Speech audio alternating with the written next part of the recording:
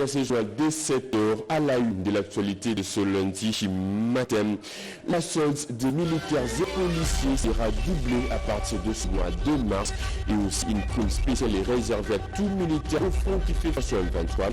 Ces grandes annonces ont été faites par la première ministre depuis la province du Kwilu.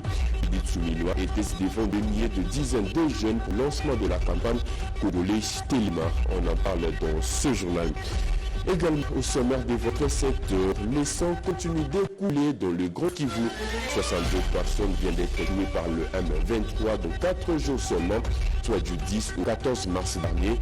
Durant cette même période, 17 cas de viol et plusieurs cas de pillage sont enregistrés, pas seulement, mais aussi des recrutements forcés de jeunes au sein de groupes armés. Des chiffres contenus dans un communiqué du ministère de l'Intérieur que vous suivrez dans ce journal.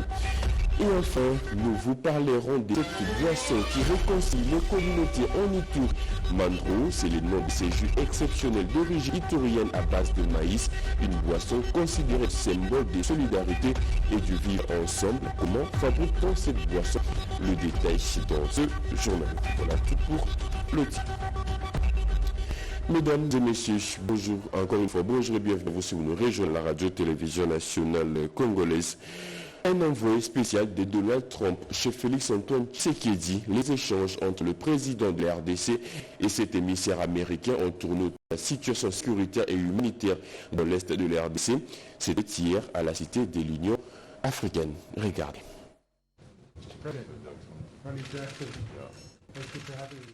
Le respect de la souveraineté et de l'intégrité territoriale de la République démocratique du Congo était au centre de l'entretien ce dimanche à la Cité de l'Union africaine entre l'envoyé spécial du président américain Donald Trump et le président de la République Félix-Antoine Tshisekedi Tshilombo. À travers ces premiers déplacements de l'émissaire personnel du président Trump à Kinshasa, on peut penser à la redynamisation d'un partenariat stratégique entre Kinshasa et Washington. Je suis venu pour rencontrer le président, discuter avec lui sur un certain nombre de questions, notamment les questions de l'instabilité qui se passe à l'est du pays. Nous avons discuté, nous voulons travailler ensemble avec le président pour pouvoir mettre fin à cette situation. Je crois que la réunion que nous avons eue a été productive. C'est une de plusieurs réunions que nous allons avoir. Je vais rentrer aux États-Unis, je vais discuter avec le Congrès, je vais voir aussi la possibilité de discuter avec la Maison-Blanche pour pouvoir mener ces échanges en vue d'assurer que la paix puisse revenir à l'est de la RDC et partout en RDC, parce que cela est la volonté de tous. Les États-Unis, c'est un pays qui est dans une position unique, une position stratégique, une position d'influence. Nous avons une très bonne relation, nos deux États ont une très bonne relation et nous voulons continuer davantage à travailler pour approfondir cette relation. La Maison-Blanche, qui veut s'investir dans le développement de la RDC, souhaite le faire dans un climat de paix afin de promouvoir l'économie congolaise. Nous voulons travailler pour que les entreprises américaines puissent venir investir, travailler ici en RDC. Et pour cela, nous devons nous assurer qu'il y ait un environnement de paix. Et donc nous allons continuer à travailler avec toutes les parties prenantes. Et je crois que le président et nous-mêmes avons eu ces très bonnes discussions et nous allons faire de sorte à ce que cela puisse continuer pour que la paix puisse être restaurée et de manière permanente ici en RDC pour l'intérêt des États-Unis et pour l'intérêt du Congo, pour le développement économique du pays, parce que l'économie ne peut se développer que lorsqu'il y a un environnement de paix. Restaurer la paix et la dignité de tout Congolais reste l'engagement ferme du président de la République Félix-Antoine Tshisekedi. Et toutes les voies rationnelles pour y arriver sont à encourager. Je le dis à l'ouverture de ce journal, l'ordre des militaires et policiers sera doublé à partir de ce mois de mars et aussi une prime spéciale est réservée à tout militaire engagé au front qui fait face au M23. Ces grandes annonces ont été faites par la première ministre depuis la province du Kwilu. Vous allez l'entendre, Judith Suminwa était devant des milliers, des dizaines de jeunes pour le lancement de la campagne congolaise Telema. Chinandont nous en parlait.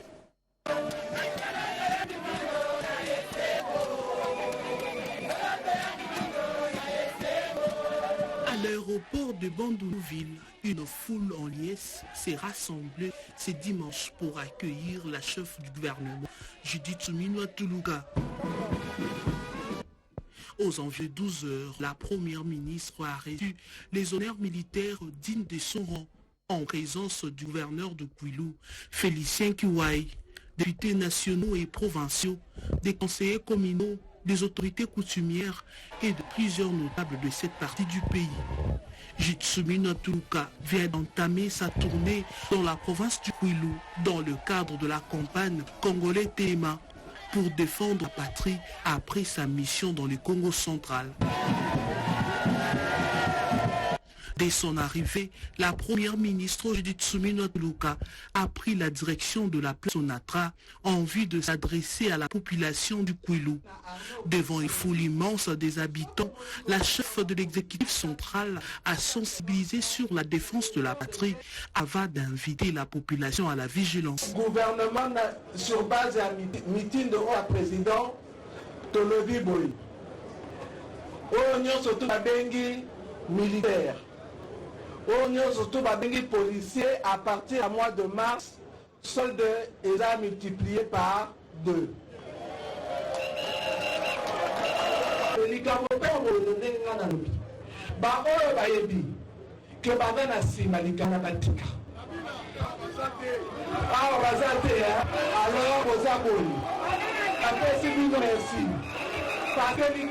ils ont désordre dans Mboka. Toute la distraction, il faut que ça aille à Mboka parce que nous avons un développement, il y a Mboka na biso. Développement est dans la province non surtout. Kui nous paye les provinces non surtout. Kui nous paye, il faut se développer. La première ministre a également invité le jeune majeur désireux de servir sous le drapeau d'intégrer l'armée ou la police. Je n'ai la monnaie de l'eau. Kazana matière que nous bunda kota na armée à kota na armée. Je n'ai lobby que Azana matière kota na police à sa formation à kota na police. Poto lingi lelo armée zala discipliné, police zala discipliné, binonyo surtout l'air bon kota toko kako sungabino na nenge koki na formation et puis pour que nous ça la musala nenge o esengeli pona ko protéger Mboka na biso, intégrité territoriale ya Mboka biso. Après ces grands rassemblements, la première ministre recevra les différentes délégations de la société civile de la province. Titre annoncé en vertu de ces journaux, les sangs continuent d'écouler dans le Ban Kivu. 62 personnes viennent d'être tuées par le M23 dans 14 jours seulement, soit du 10 au 14 mars dernier. Durant cette même période, 17 cas de viol et plusieurs cas de pillage ont été enregistrés, pas seulement, mais aussi des recrutements forcés de jeunes au sein du groupe terroriste. Des chiffres contenus dans un communiqué rendu public par le ministère de l'Intérieur, un communiqué lu ici par Gaëtan Magalana. Communiqué officiel, le ministère de l'Intérieur, Sécurité, Décentralisation et Affaires coutumières porte à la connaissance de l'opinion tant nationale qu'internationale que l'armée rwandaise et ses supplétifs du 1-3 AFC continuent de poser des actes d'atteinte à l'intégrité de notre territoire national, des assassinats ciblés, de pillages, de viols, de recrutement forcé de jeunes dans le zone sous leur option, dont le fait le plus saillant sont le suivant.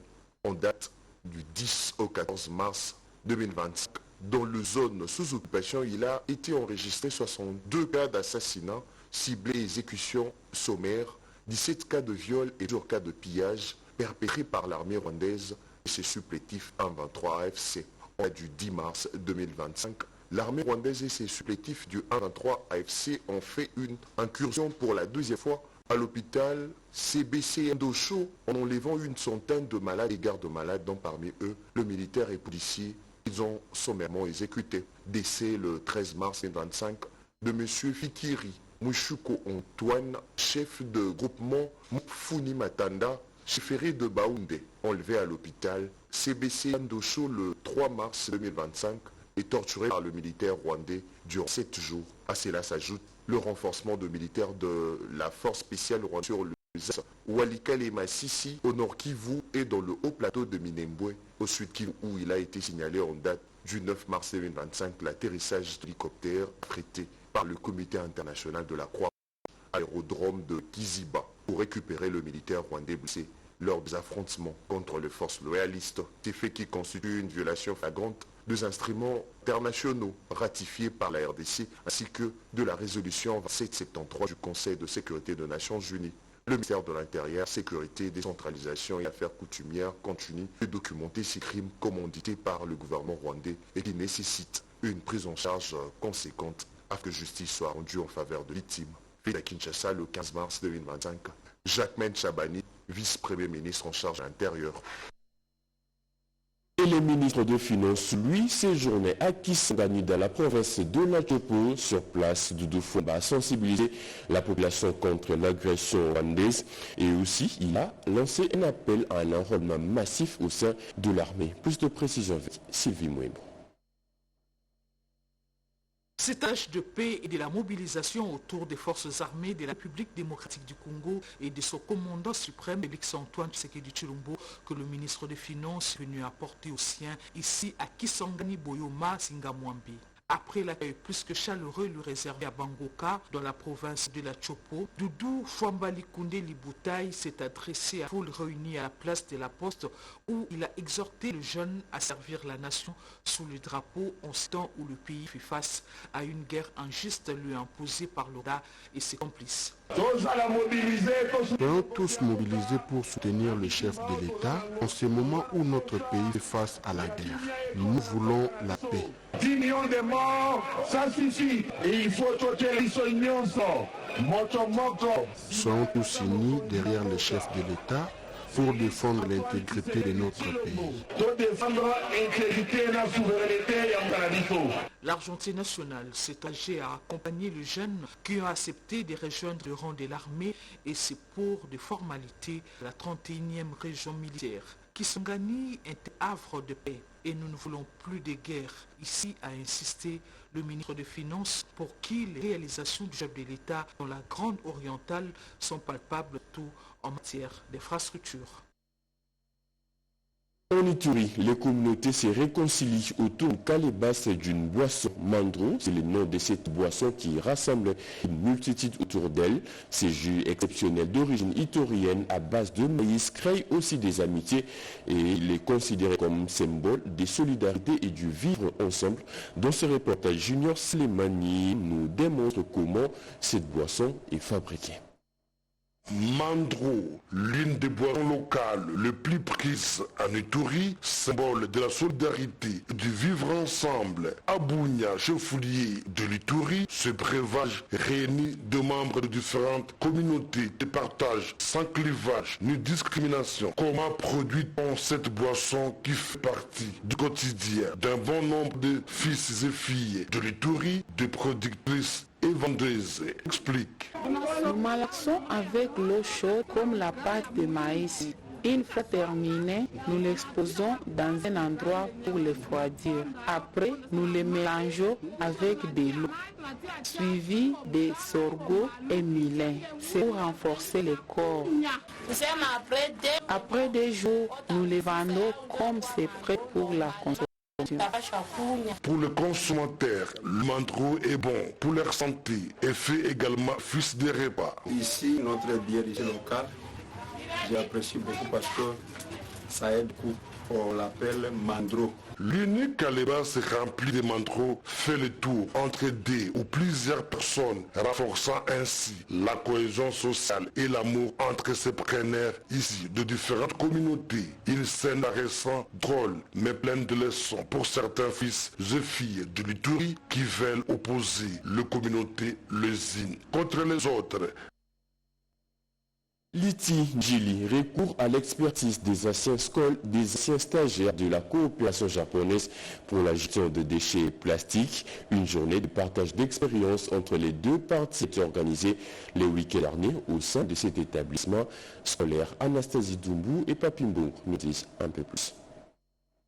C'est ici que l'on déversait tous les déchets produits à Litingil, mais ça ne sera plus le cas depuis ce samedi 15 mars, consacré à une journée pédagogique sur la gestion des déchets. La SUJICA, association des anciens stagiaires d'AJICA, a tenu à appliquer les leçons apprises au Japon sur la gestion des déchets. Cette action est la 12e de la série après le lancement de ce projet en 2023. Une délégation de la SUJICA est venue faire le suivi et évaluation de l'appropriation des connaissances acquises et des conditions dans lesquelles les élèves gèrent les déchets. Un constat qui se dégage après une visite guidée dans des ateliers, des matériels didactiques sont vétustes. Le défi est très grand, l'école a vraiment besoin de matériel, a besoin d'appui. C'est pour cela que nous avons lancé un appel à tous les membres de la SJICA qui sont très nombreux de pouvoir mettre encore la main dans la bouche afin de pouvoir assister les Team Gili. Nous avons aussi fait cette demande à la JICA de pouvoir aider cette école qui garantit l'avenir de nos enfants. Un exposé sur les transits et des décharges a été présenté par un groupe d'élèves, une façon pour eux d'impliquer les autres à la conservation des déchets qui parfois est une richesse. Nous devons garder nos environnements propres, que ce soit à l'école, à nos maisons. Ça m'a aidé à ne pas les négliger, de mettre toujours dans un endroit propre, bien disposé, afin qu'à chaque fois je me sente utiliser les déchets. À cette occasion, la SUJICA a remis symboliquement quelques poubelles et brosses pour une bonne gestion des déchets. Les représentants résidents de la JICA saluent l'initiative et promettent son appui pour la pérennisation de la SUJICA. La gouverneure du Lualaba a passé une grande partie de son week-end sur le terrain. Fifi Masuka fait la ronde des plusieurs chantiers routiers en pleine réhabilitation. Elle était tour à tour sur l'avenue GPI à boulevard Lumumba pour faire le constat de l'évolution de travaux. Une journée sans repos pour la gouverneure du Lualaba. Marie-Thérèse Souka-Saini l'a consacrée à l'inspection des chantiers infrastructurels initiés par son gouvernement.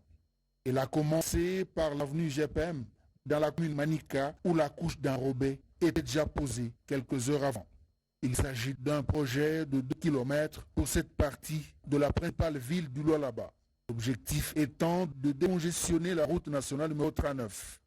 Les tranchées sont également aménagées de part et d'autre de la chaussée pour la protéger contre les eaux de vie.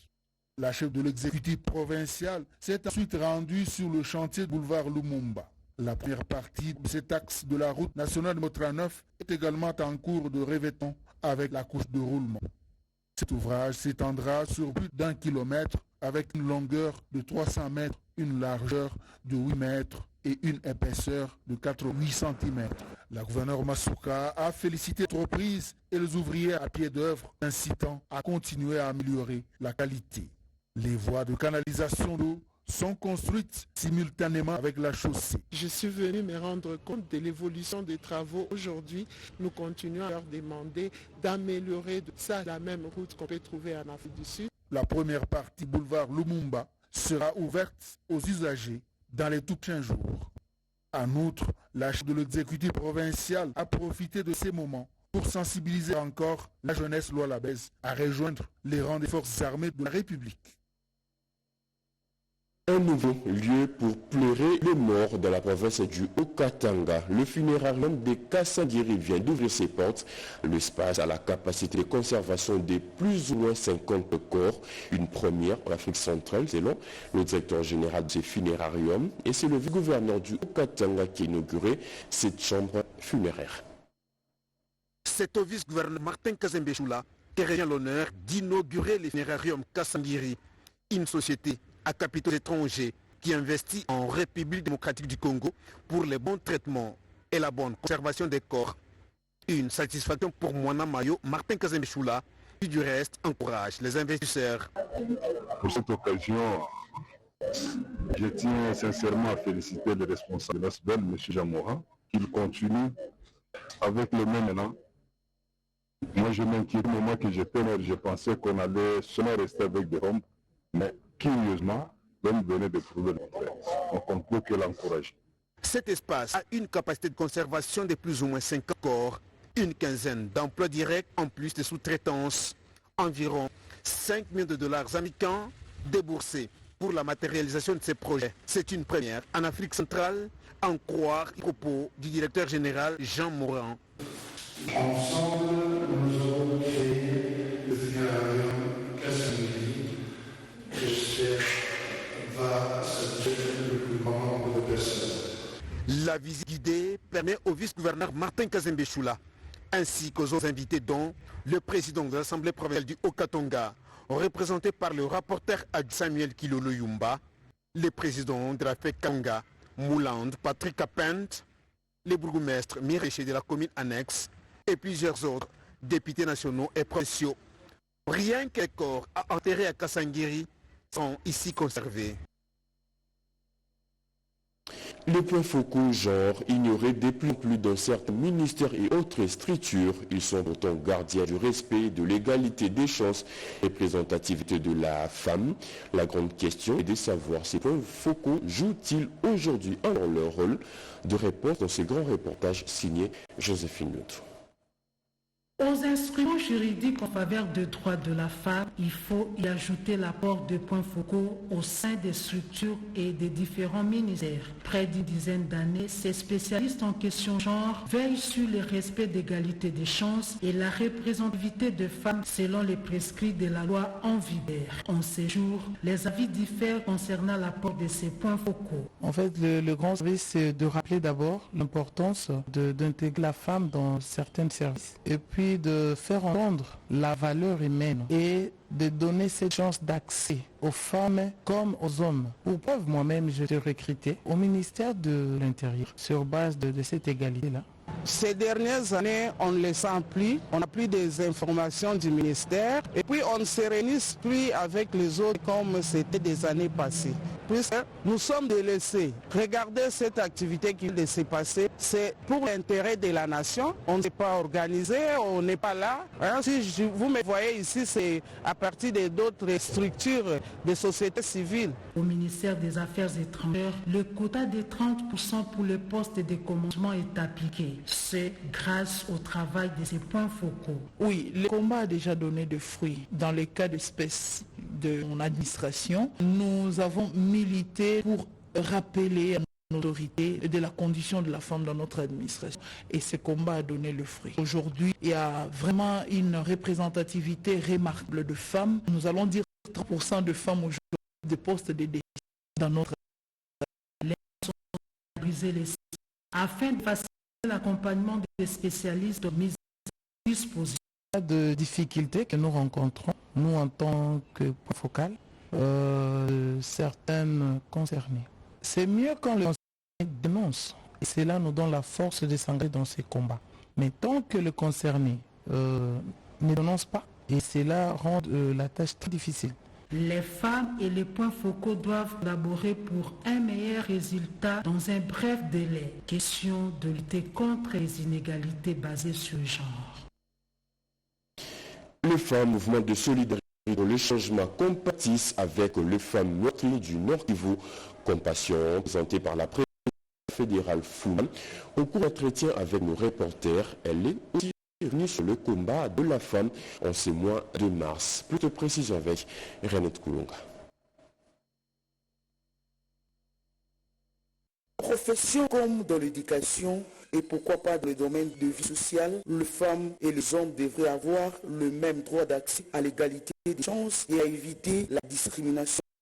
Les femmes sont actrices sociales, pas d'agir pour celui de la société. Ornella Kabarou, cadre du mouvement Solidarité pour le changement interfédéral district de Founa, dont Laura Toumonakandka martèle sur ce combat de la femme. En tout cas, la femme congolaise touche tous les esprits. Alors, quand nous disons une période de la journée internationale, que la femme peut encore plus donner le...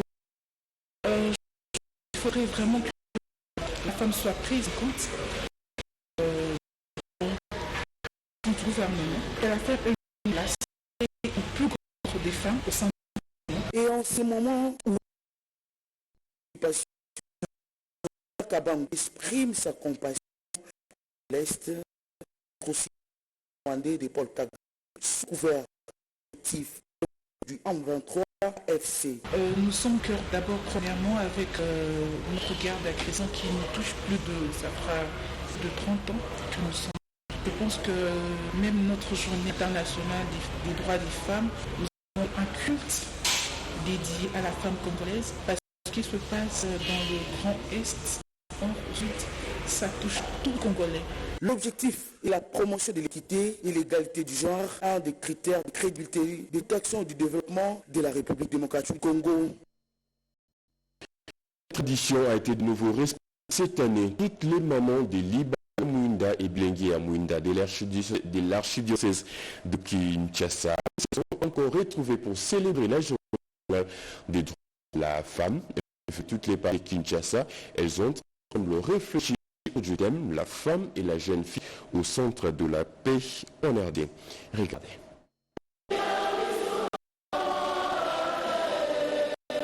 Depuis 6 ans, j'ai l'habitude de faire de manière particulière la journée internationale des droits de la femme. Venue de plusieurs paroisses de l'archidiocèse de Kinshasa. Cette année, les jeunes catholiques bilingues à Mouinda, en collaboration avec la communauté de Mouinda, se sont retrouvés ce dimanche entre culturel et arctique. Au programme, une médaille de grâce célébrée par l'abbé pérenne Moussimou. Conférence, de partage, méditation et d'action de grâce. Engagée dans la pastorale de ce jeune, dont elle est l'une guide, Madame Ndona a animé une conférence sur le thème « La femme et la fille au centre de la paix en du Congo ». Une femme d'exception du Congo, Ndona a appelé la jeune fille face aux manipulations et usages abusifs et reçus. Tolobi, femme, à la manipulation et les fake news. Fake news et armes aux ennemis utilisés pour briser l'unité nationale.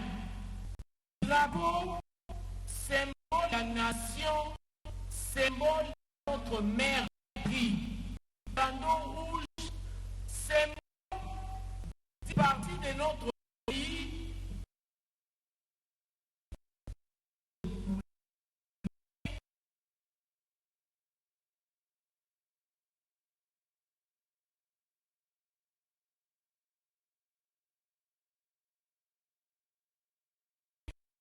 Les se sont édifiés.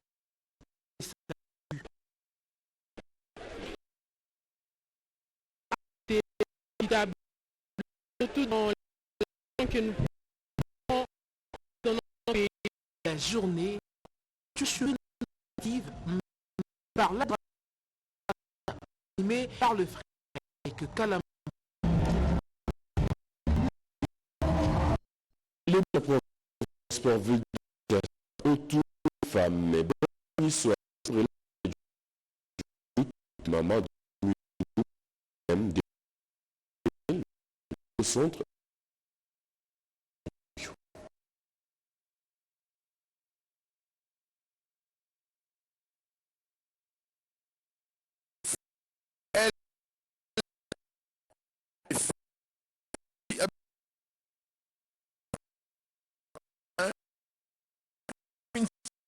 Et échange avec l'élu provincial municipalité ça thème